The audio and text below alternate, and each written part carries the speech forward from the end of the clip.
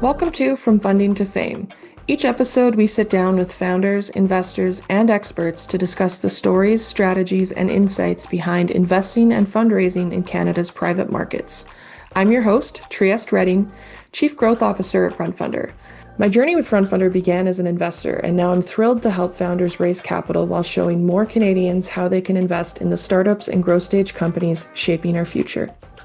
Today we are here with the founder and CEO of Origin Bakery, Tara Black. Origin Bakery brings joy back to celebrations by offering 100% gluten-free baked goods that everyone can safely enjoy. Their dedicated gluten-free facilities eliminate the cross-contamination risk and restore joy to the table. Beyond safety, Origin Bakery prioritizes flavor and quality. Their refined recipes deliver the textures and taste that 91% of consumers with dietary restrictions report missing most. Since launching in 2009, the Origin Bakery corporate stores have had 16 years of operational success with nearly $2 million in historic revenue and current profitability of $150,000 annually. Here are some highlights. Origin in Canada's first 100% gluten-free franchise system, entering a $691 million market projected to exceed $1 billion with 55% growth over 5 years. With no direct competitors in the franchise gluten-free space, Origin can capture significant market share. The business aims to generate income through franchise fees at $40,000 per location, ongoing royalties at 6%, marketing fees at 2%, and the exclusive Origin Grain Supply division. Origin's sophisticated 26-ingredient system and Origin Grains division also create significant barriers to entry, ensuring exclusive, high-quality ingredient sourcing and blending formulas that competitors cannot easily replicate. This franchise model is enabled by the experienced management of Tara, who brings over 25 years of industry experience and an MBA, and strategic partnerships with franchise experts Jason and Miles Brucall. Hi, Tara. Thanks so much for being here today. Welcome to From Funding to Fame. How are you doing? Doing okay. It's a nice Friday. Absolutely is. Really excited to chat with you today, learn a little bit more about your background, about Origin Bakery. But just as we look to kick things off, perhaps you can share a little bit about yourself and what your career has looked like so far. Well, I started in hospitality when I was 13. I'm 47, so it's been a bit of a while. I started actually in catering, working for caterers. So at high school, I accomplished my professional papers as a chef when I came out of high school. And then I realized I didn't want to work in the restaurant, on the line is what we call it. So I transitioned over to what's called the sweet kitchen. That's all the goodies, pastries, breads, chocolate, candy, that kind of stuff. Way more enjoyable. So I got my professional papers as a pastry chef just in my early 20s, shortly after I had my first child. I've been working in the industry in hotels, restaurants, bakeries, cafes, the whole deal. A lot of experience in that. I was working as an executive pastry chef, and my kids were pretty young. I had two at that point, and I realized I was working around 70 hours a week, which is fine, but when you have two young kids and you don't get to see them much, I wasn't really enjoying that balance. So I decided to take a step back, left work, which felt amazing for about 3 months. And then after 3 months, I was like, no, work's good because it just gives me that outlet space. But if I was going to go back to work, especially at the level that I was working at, I wanted to do something that gave me more. And this is where most people in my line of work currently laugh. Like, you wanted to become an entrepreneur, which usually means you're working more and you don't have much say in your schedule. But I was very determined that if I was going to do something on my own, that would be the benefit. The benefit would be to give my family the priority while I could still do something in the community that would be really useful. In the process of that, I came across this unique little niche market called the gluten-free and celiac community. I was in a how to start a business course. I had at that point about 12 years of managerial experience in leading teams. So I knew that I had the skills as far as opening up a restaurant or some kind of food entity. I had leadership experience as far as managerial tasks go. But what I didn't know is like, okay, how do you actually start and run a business. So I did a quick little course at a college in Victoria, Camosun. They were awesome. Took place over about 6 weekends. And in that course, there were around 25 people, and 8 people every break got together, and it was like this ferocious conversation about, have you eaten this? Have you tried that? Don't go there. This isn't safe. And I started paying attention. I love food. It's definitely my second language. And I started paying attention to what they were saying, and I realized it all generated around safety and gluten-free foods and who was producing, who shouldn't be trusted, that kind of thing. And that conversation, if you really love food, people talk about food all the time. It's a common denominator nowhere you go, no matter where you go in the world.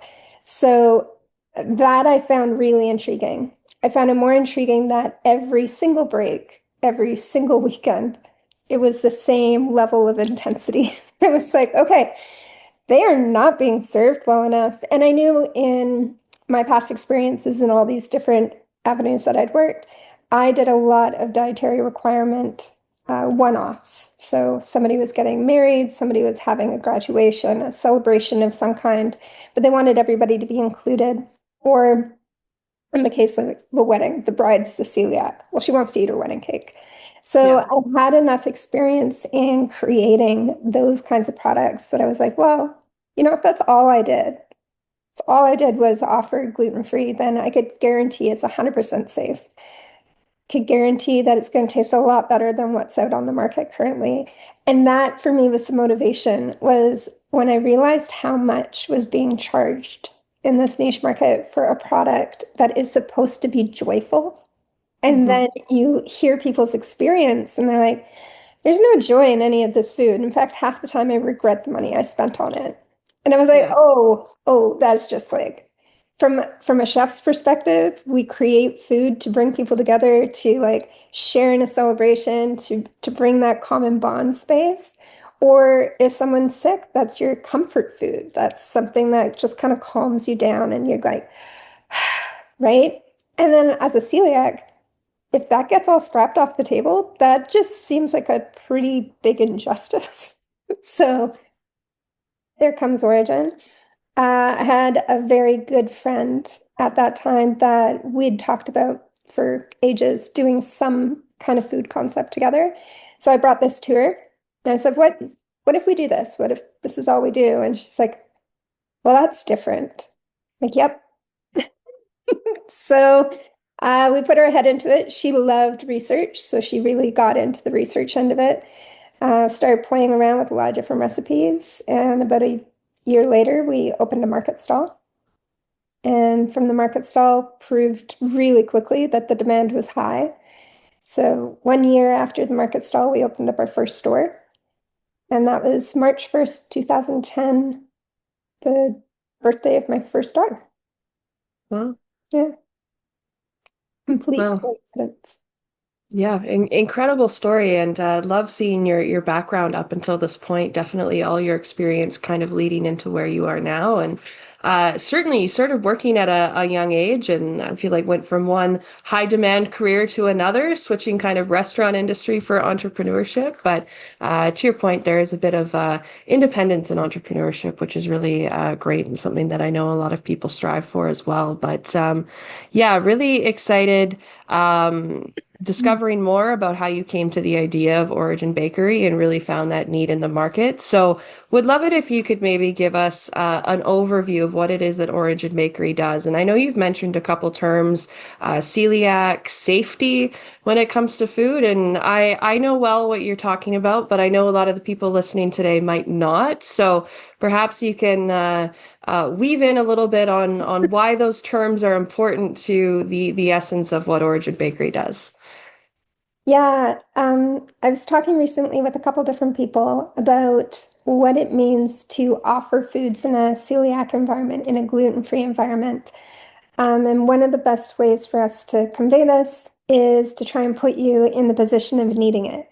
So when you walk into any cafe, any restaurant, any grocery store, and you're looking to either sit down and connect with somebody or feed yourself and take a moment to just explore something new. In the typical environment that most people are used to, you get the option of everything in front of you. Do I want that muffin? Do I want that cookie? Do I want that piece of cake? Do I want this bar? And it doesn't matter where you are. Could be anywhere in Canada, North America, could be in Asia, could be in Europe. You have that same familiarity with access. The people that are in the autoimmune category and celiac disease is definitely in there. So I had a lot more notice and a lot more growth in the last 10 years. That normality that we all completely take for granted is not there. And in fact, they're apprehensive before they walk into the cafe. They don't know what is going to be available to them. They're resigned to being disappointed. And our options that we take for granted, like, oh, there's 4 different kinds of cookies. I don't like chocolate. I'm going to get the raisin one. Or I hate raisins. There's no way I'm going to touch that. I want, a snickerdoodle or whatever. As a celiac, walking into any of those environments, if there's a gluten-free option, it's one. That's not an option. It's not choice. It's have or don't have. And the option to discover if you like it or not is also taken away because it's like, well, no, it's actually that's it. That's your only choice. What Origin does is we create that normalcy. We bring that back into the equation. When you walk into an Origin bakery, you're presented with lots of choice. There's 8 different kinds of cookies. There's 4 different kinds of seasonal cupcakes. There's cakes for you to take home and cut up and enjoy and celebrate with. There's pastries, like eclairs, French lemon tarts, butter tarts. There's breads, and all the breads have different textures. They have different flavor profiles. What makes us different in the gluten-free scene isn't just the fact that we offer all these choices and we offer the option for you to have a preference. We don't have a master mix. For any one of our products, it's a completely different ingredient profile, which does make it more challenging. It does make it a bit more expensive. So gluten-free products are known to be pricey. Typically, it's because the ingredient base is just astronomically more than what we're working with in traditional baking. But there is the labor involved in that too. So gluten-free has this rap for being tasteless, bland, or the texture's awful. You don't get choice, you don't get options, and it's expensive. So what we try to do and what we've succeeded in doing with Origin is give you option, bring joy back, make sure it's delicious, and the price you pay is warranted. So you don't feel like you've been ripped off after you buy a cookie. In fact, you actually want to go back in and get more. So many of our customers do that. They walk in the first time and they're like, oh, I'm just going to try a couple things. And we've had countless numbers of people come right back into the store and like, okay, so can I actually get about 6 of those? And then I'm going to need 3 of that. I'm like, we're open it tomorrow. And the next day, like, we're here. We have 2 physical locations currently as corporate stores. And what we tell people all the time is we're accessible all the time. You do not need to just like gorge. You can actually pretend this is normal and move this into your life. And then you see this light up on their faces, and we either get 3 reactions: pure skepticism, like, no, but what if you don't make this tomorrow? And it's like, no, we do our absolute best to make sure every product's available all the time. 2 is elated hyper joy, like, oh, that's so exciting, big beaming eyes. And the other is crying. Like people get overwhelmed and then they need to take a moment. They're like, okay, it's okay. Go take a seat, take your time, eat a cookie. So. Yeah, no, it's incredible. And I think to your point, it definitely comes back to the fact that there is so much apprehension for people before they typically go out to a restaurant or a bakery and understanding what they can or cannot eat. I myself have talked about it on the podcast a few times, been celiac now for 3 years, so definitely know firsthand what that process is like. And even the idea of planning work lunches sometimes is stressful because, the team wants to go out and try new places. And it's like, I genuinely don't know if I can eat at these new places places. And bakeries in particular, I think to your point, there often is kind of this hesitation with people or reaction that, oh, gluten-free food isn't going to taste as good. It's going to be bland. It's not going to be a great texture. But I've certainly found the opposite. I think you can definitely make great food, and there's even a lot of recipes out there that naturally are gluten-free and taste great, and it's just they're not more readily available. I know recently I've been making a lemon torta caprese cake that is naturally done with Mm, almond flour. So it's yeah, naturally gluten-free. You're not making any substitutions, and it's great. But delicious. there are a lot of people who would immediately have an apprehension just at hearing the fact that it's gluten-free. But definitely love what it is that you guys are doing and providing that safe space for those with celiac disease or just those looking to be gluten-free. And the fact that there's variety is huge. I know to your point, there's a few bakeries downtown and stuff that might offer like four options that are gluten-free. And sometimes by the time I get there, they're sold out of that for the day. And it's like, oh, it's the whole reason I came here. And now there's nothing I can get. So definitely, you guys are doing great work there. Would love to ask a little bit about the early days. I know you mentioned you kind of got started in 2010, which I feel like is really ahead of the curve for a lot of gluten-free options that have popped up in recent years. So what was it like finding those first customers? I know you mentioned that there was a lot of chatter in the program you were doing, so I feel like the need and the demand was there. So what was that process like for you as you were getting started? Well, because it was spurred from that class and just that experience of that really tight percentage, and then doing the market stall. We did that for summer season, so May through to October, and just finding out what is the real demand. And we didn't do any advertising. We just put ourselves literally out there. And then naturally wanted to see what that word of mouth would do. We've discovered in 17 years of operations that that word to mouth is actually the most prominent marketing that we've ever seen success in. Um, the the more you can build trust, and that trust is built around that safety feature. So that has become integral to our brand, is making sure that our communication is safe, that our products are safe, that our ingredient sourcing is safe, that our working conditions are safe, right? So it's integral to what we do and how we do. When it comes to, oh, what's the word? Sourcing new customers, it is actually about building the trust with the people that are the closest to you, and then them explaining what that means to them, to the people they know. Um, we were incredibly fortunate. I mean, Victoria's a city, but it's not a big city. It's like now, currently, it's around 400,000. It's actually had huge growth in the last decade. So we were smaller than that when we started. Um, the word of mouth spread very quickly. It gave us such a good case study to say, no, the demand is quite real. Statistically, 3% of the population is in the autoimmune category of celiac or gluten-free. By association, that percentage goes up to around 8% because 5% are looking to satisfy that 3%, their family members, their friends, their coworkers. So we do serve a very small niche market, but that niche market is ferocious. They're like super loyal, and they're committed. They're committed to their own safety. And so if you can prove that you understand what that is and that you're doing your utmost to serve it, they want to see that succeed. They want to participate in it. So that's been our biggest leverage, has been making sure that that commitment stays true.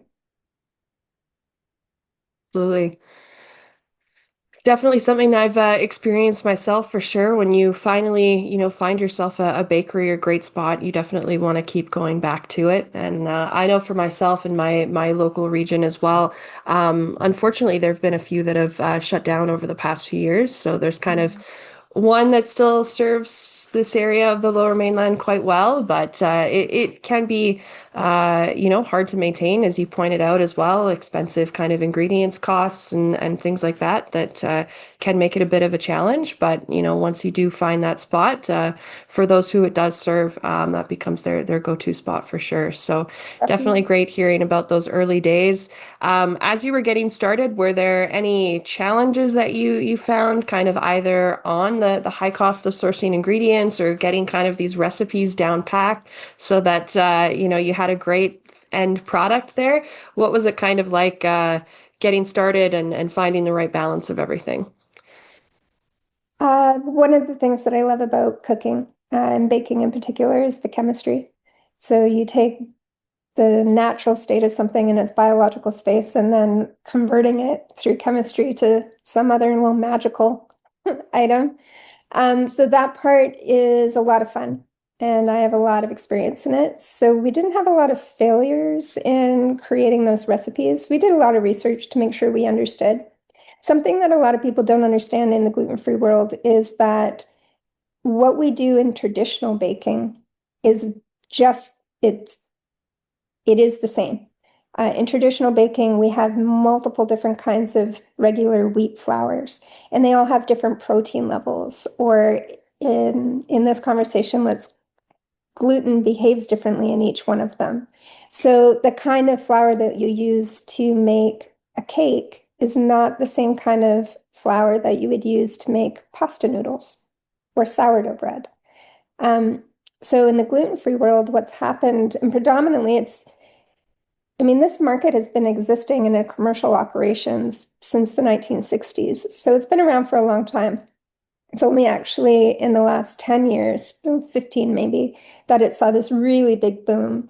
But it has more to do with the medical community on that side.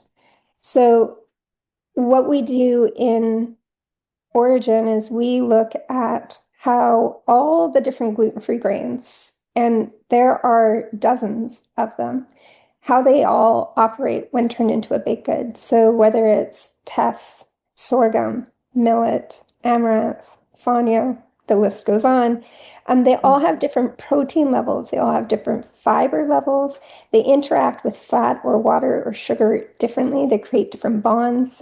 Those bonds are actually, when we talk about texture in baking, we're looking for, do you want it to be dense? Do you want it to be light and fluffy? Do you want it to have a short crumb where it kind of gets a nice crisp break? Or do you want it to have like strength where it's chewy and it pulls? And you can get that with all these different gluten-free grains, but you have to know what they each do, and then you know how to blend them.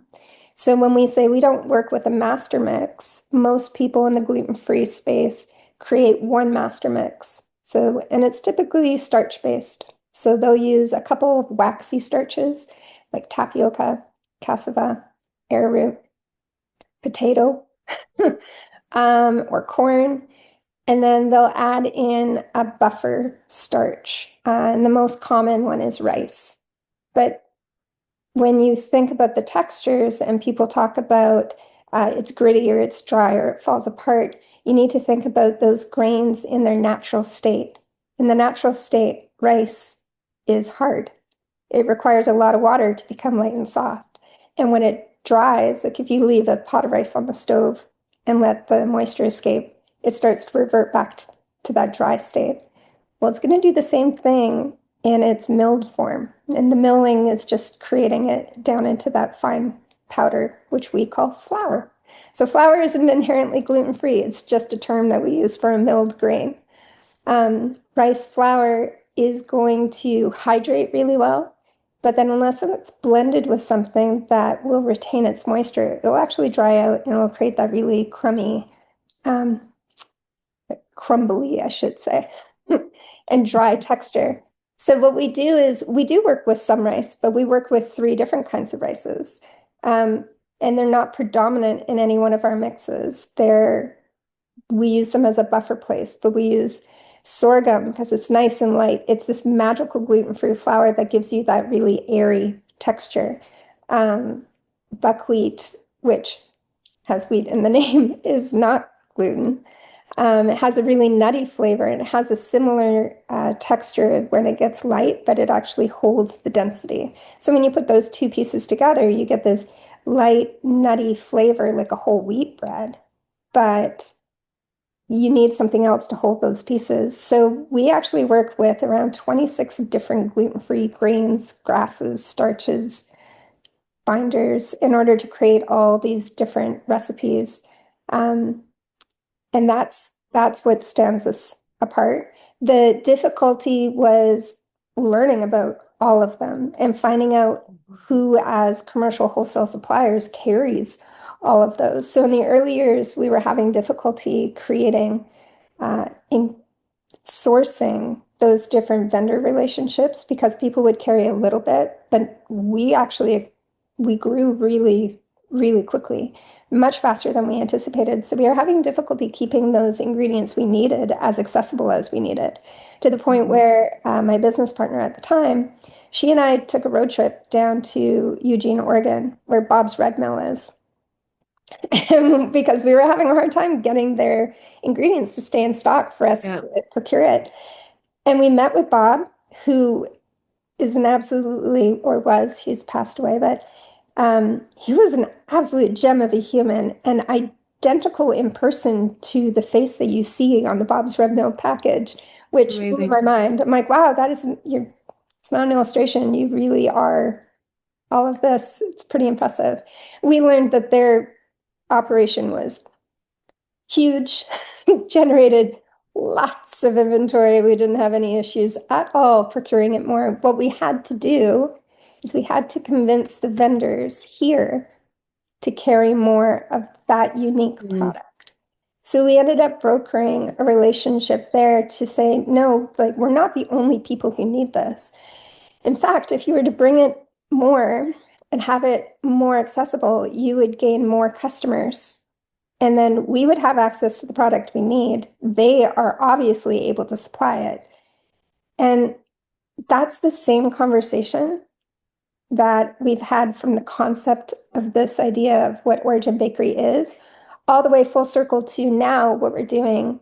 And the whole reason why this campaign is running, it's not to fund Origin Bakery that exists right now. This campaign is to fund how we create more Origin bakeries across the country. So the same conversation, and it is, I will own it, it is mildly frustrating to have those exact same conversations 18 years later to Yeah. speak to the validity of the need or to Mhm. prove that this market does exist.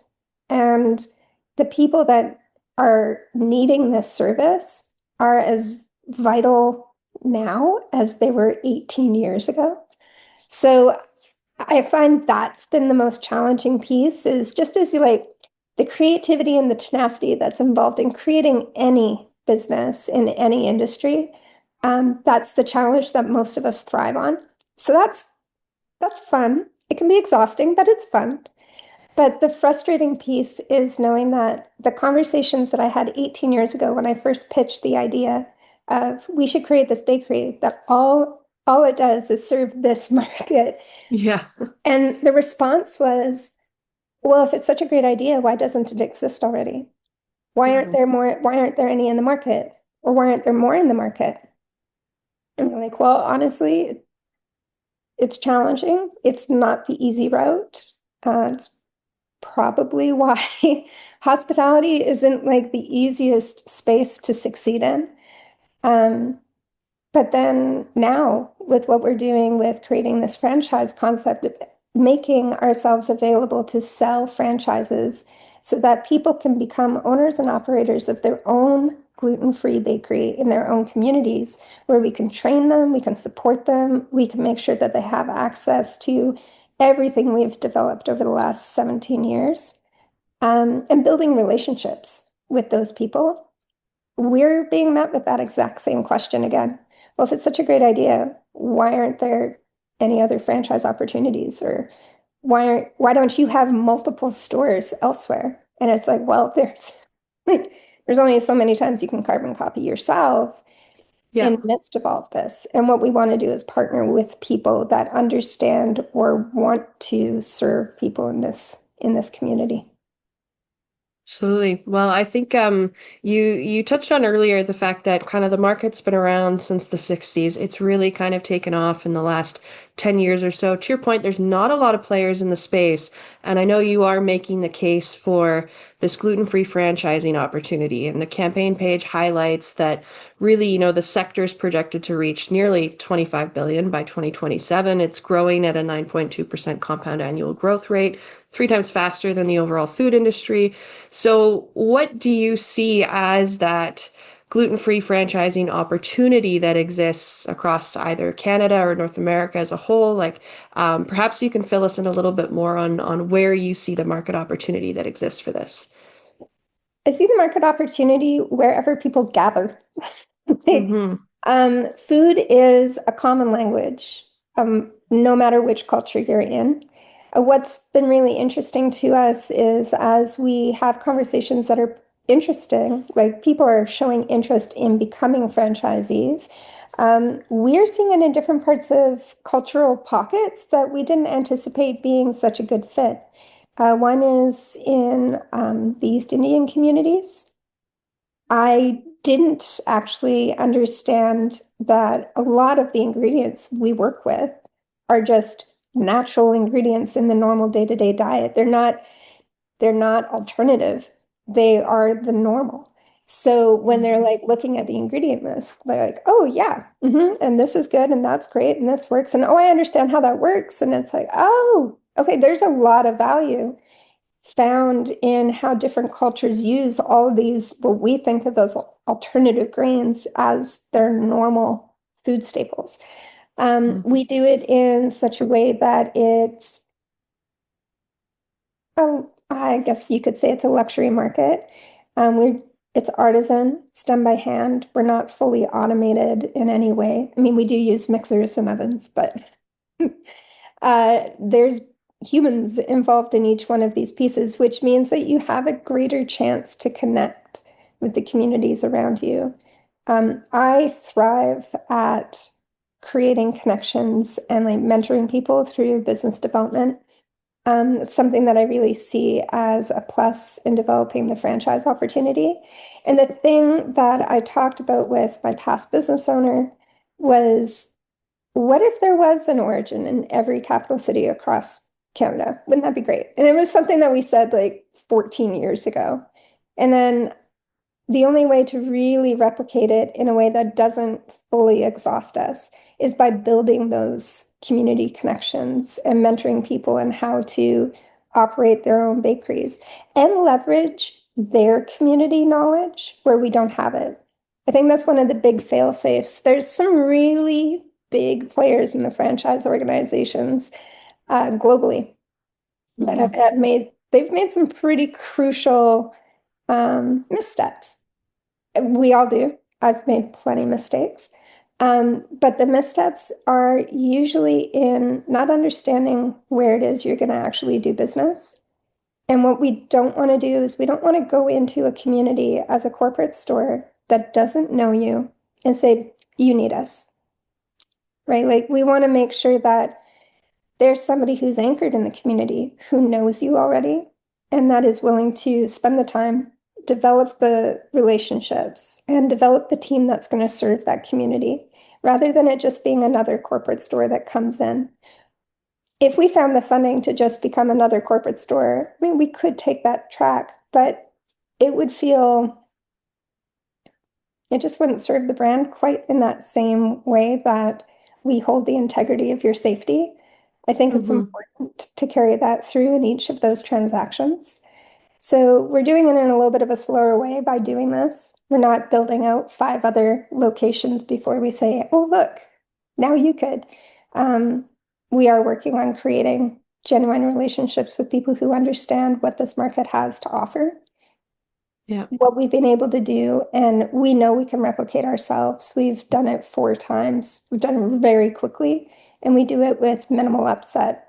The biggest upset and the best learning curve we've had was the pandemic. So Mm-hmm.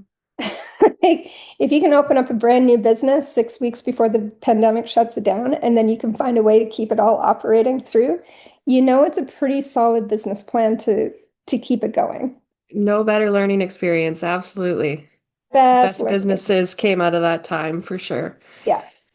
Yeah. Well, I appreciate you sharing more of that. I think the franchise opportunity is so interesting and definitely can present a great way to grow and expand. And to your point, really get a foothold in the local communities Mhm. in a way that makes sense and really serves them as best as possible. So, for those investors who are listening today, would love to talk through a little bit what the business model is for Origin Bakery. So maybe you can walk us through a little bit products and services, how it works at the corporate level, and then how the franchisee model fits into that as well. Yeah. Well, a franchisee model is what a corporate store looks like, with the difference that you get control over your space without having another person constantly manipulating you. Just a normal day-to-day operations. We have three different ways you could conduct business. One would be the traditional take and go bakery. So you walk in, see what there is, pile it all into the bag, and walk out. Go find a lovely place to enjoy your food. We have that's located in our just downtown store. The second is a cafe option, gives you the sit down version. So walk in, order your things, have a coffee, sit down and have a conversation with someone. Um, the third option is just a very tiny kiosk operation. To be honest, that's the most lucrative out of all of them. It's usually about 400 square feet at the most. Everything is produced in the other facility and shipped out to that space every day. It requires one staff member, and you just sell product. You don't produce product. So these three options all exist. The first one, the cornerstone of all of it, is the actual bakery, the facility where all the products made. Our cafe, the way we operate that is we have, I'd say 50% of our product that is sold at the cafe is made at the bakery and then shipped to the cafe every day. Mm, And then the cafe repurposes whatever they've received. So loaves of bread become sandwiches or accoutrements to different products. We send them dry blends. They'll make their own cookies, they'll make their own muffins, that kind of idea. The operation's pretty standard and very simplified. As far as you need some bakers, you need some people in the retail front, and then you need a manager. So when it works well, like if everybody shows up for work and produces at the rate that is dictated, we run with par sheets. We know how much is to be made week in, week out, every single day. We have a production schedules that allows for ease and knowledge transfer, and we do a good job of making sure that people are trained uh, in efficiencies in order to know that whatever they're working on, it's not a one task. It actually accomplishes multiple things in the same time frame. So when we first started with both the cafe and the bakery, we blew up the staff as far as like really grew it up. We had 42 people working for the company at that time. But what that allowed us to see is where all those redundancies could be trimmed down. mm, We actually operate with around 27 people. So we keep the tasks very minimal, very orientated to the efficiencies of what needs to happen. That's why we feel so confident in how to train people in these systems, so you don't end up with having a really heavy staff load.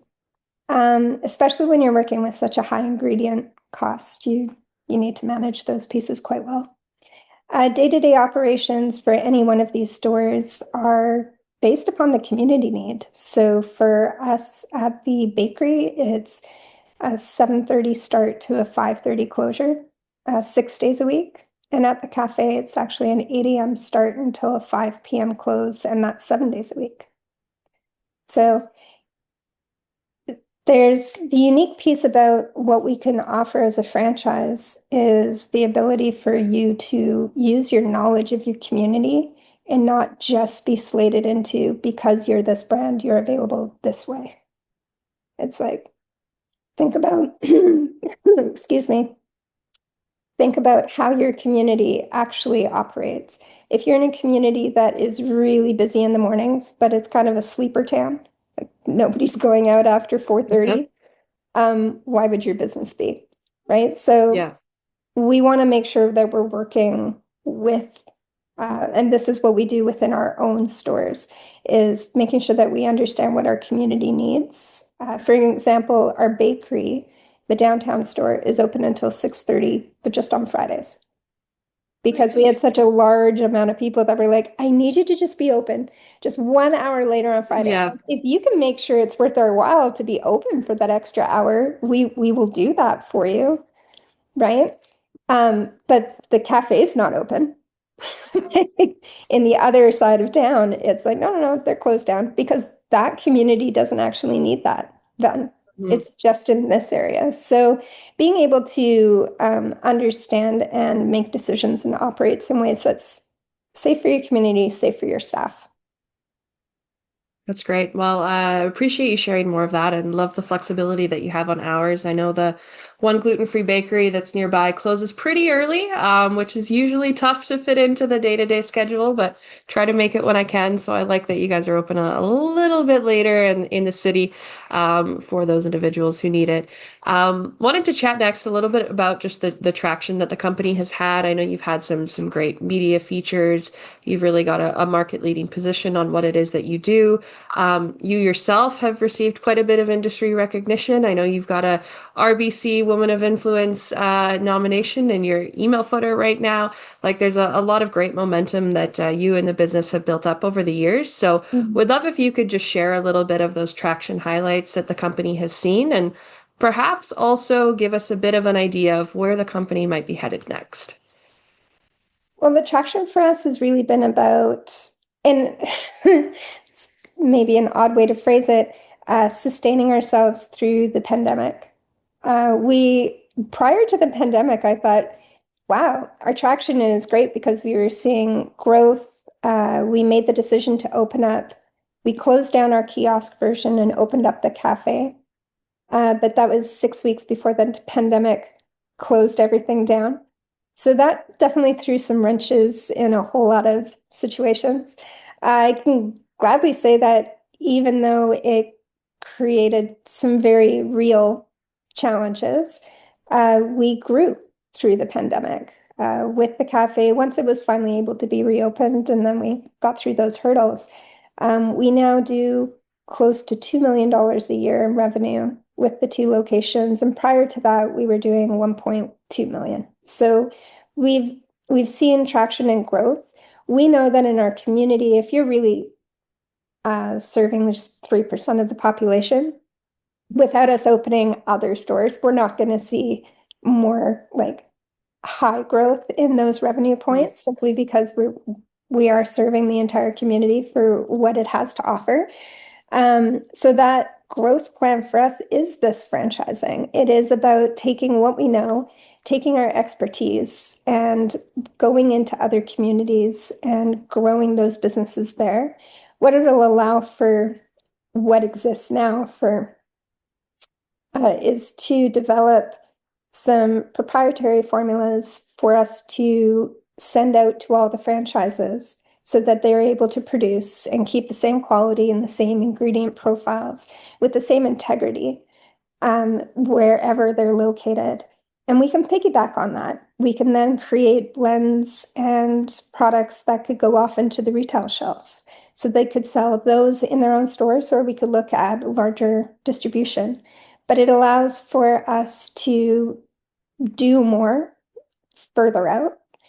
Um, but that's why we're here today, is to get to that point. We want to see that growth really get fulfilled. So Fantastic. Well, I guess building on that idea, let's maybe chat about the raise a little bit quickly. So you're obviously on FrontFundr, raising capital from the community.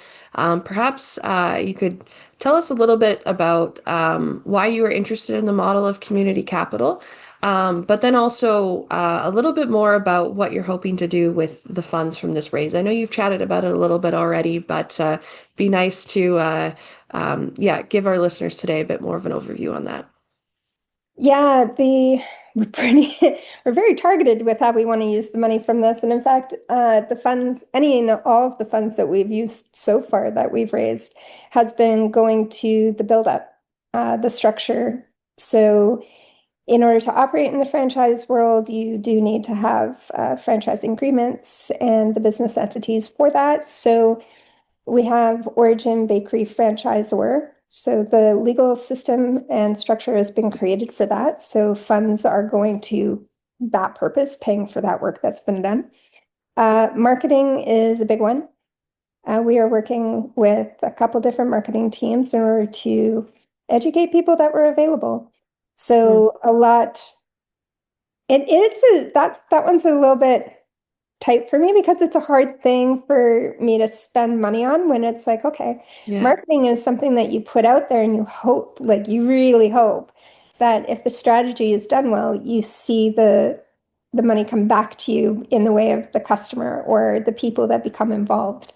And because the franchisor is not like the actual bakeries where you just see people walk into the store and, buy a cookie, walk out, and there's your cash. In this scenario, we're advertising for someone to buy into the concept of purchasing a bakery. So those transactions, they're a little bit different, and that marketing scheme Hmm. is quite a bit different. So the marketing push on this is pretty big. So that requires quite a bit of investment on our side, which comes from whatever we're able to raise. The other side of this is supporting the growth of the franchise companies. To be able to do that, we need to create what we're calling Origin Grains division.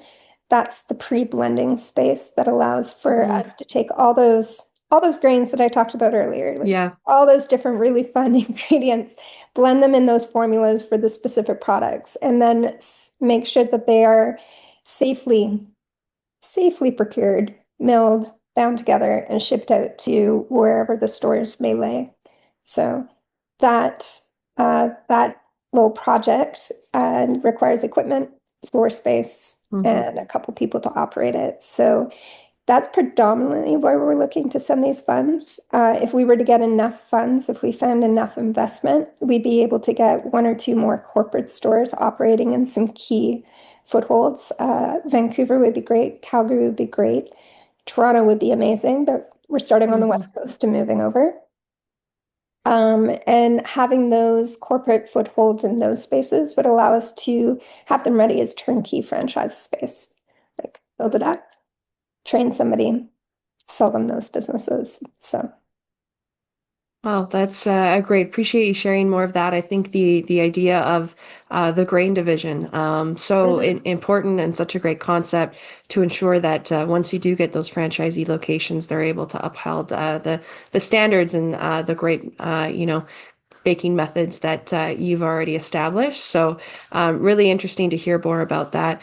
I did want to also chat a little bit about leadership. I think you've touched on how much you enjoy working with people and developing people, and I think that's so critical to a franchisee model in particular, where you're going to empower these people to run their own franchise. So, what's that been like for you, kind of developing your leadership philosophy, and how does that translate to kind of what you do every day with the team?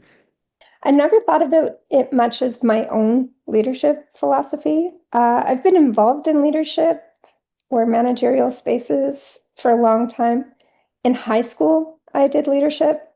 I I got coerced into running for student government leadership positions, like the social person, because I liked being able to move around the school without having to be in class at any one point in time. So I think originally my leadership came, or my desire for it came to fulfill what I wanted in my own personal life, how I wanted to spend my time. It's evolved, definitely, thankfully, since then. I have an MBA with leadership as a core central to it. So I've also got a lot of schooling behind me. Um, the philosophy I have is a leader's only as good as the people that want to work with them. So it's challenging. What I've learned over the last 4 or 5 years is there's some really big changes in our relationship with work. Mhm. Leadership is about relationships, and it's about really understanding what motivates anyone to perform in any space. No different from if you want to become a professional athlete or if you want to be a rec athlete. You're Yeah. wanting to show up and you're wanting to perform. And when you have leadership in those arenas, you have coaches. And so there's an expectation that you're showing up to have somebody kind of push you further. Our relationship to work over the course of the last 4 or 5 years has really changed. And the expectation that leadership environment needs to coach people to show up and push themselves in order to do their best work to perform really well has really, really changed. It's probably the most challenging I've faced in my entire career, which means you get to be creative all the time. I'm never bored. Mm. But my philosophy, if I had to coin it that way, would be about the curiosity of the people you work with, finding out why they want to work for you or with you or what's Mhm. drawn them to this company. And then understanding the motivation that actually is fueling their day to day. For some people, and Yeah. a lot of people, work is work. They want to show up, they want to get a paycheck, they want to go off and enjoy their life in any way that they choose. But if you have to spend so much of your time at a job, I want to know what motivates you to choose that job. And like Mhm. it's a choice. So I spend a lot of time working with my team, especially my management team, in understanding their motivations so that when they're working with their teams, it's a trickle down. It's understanding if you need people to do something, explaining why, not dictating why. That Mhm. whole idea of do it because I say it just does not work for me. And it has never worked for me from like just Yeah. a personal point. So for me, it is very much like lead with curiosity, um, have a lot of compassion for the unique, different challenges that everybody comes up across, and figure out what will benefit the whole scenario the best.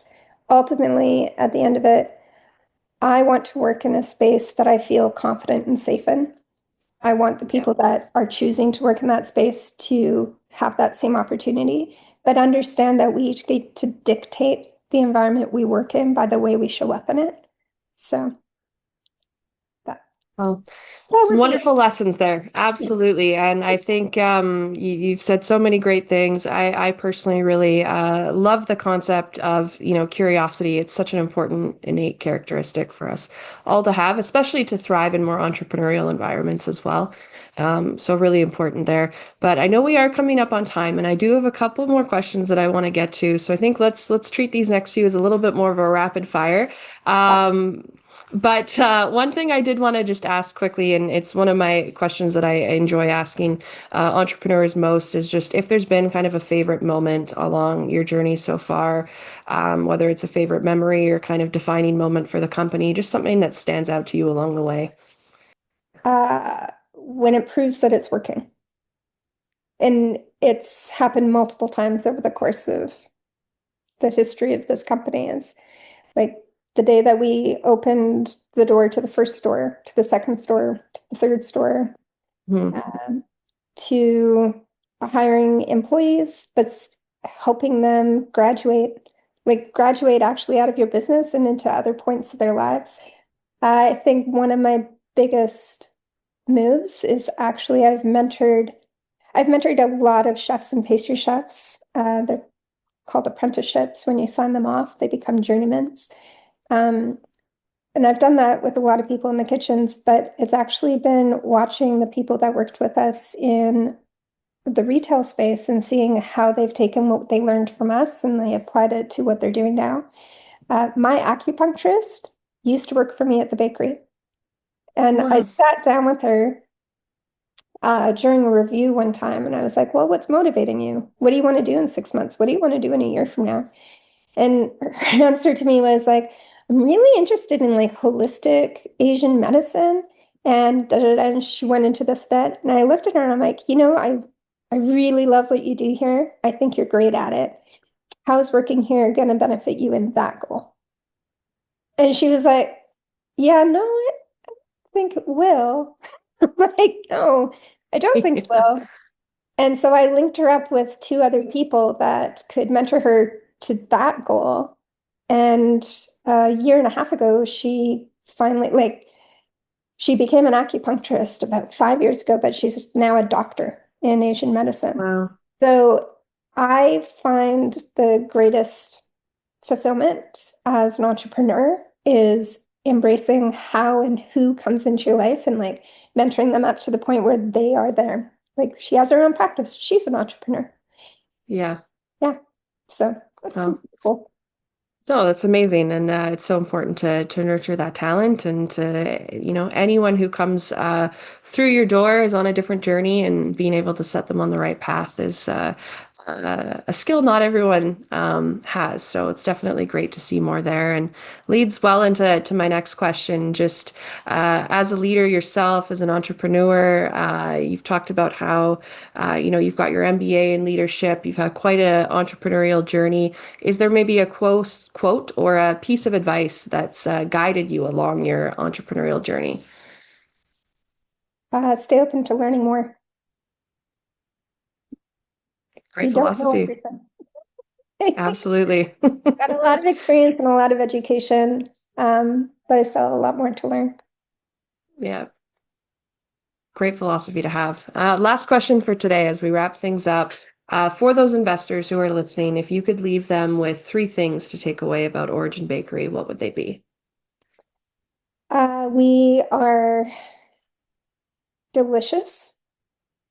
Everything's super tasty. We are committed to the safety of the community that we serve, and we're excited to grow.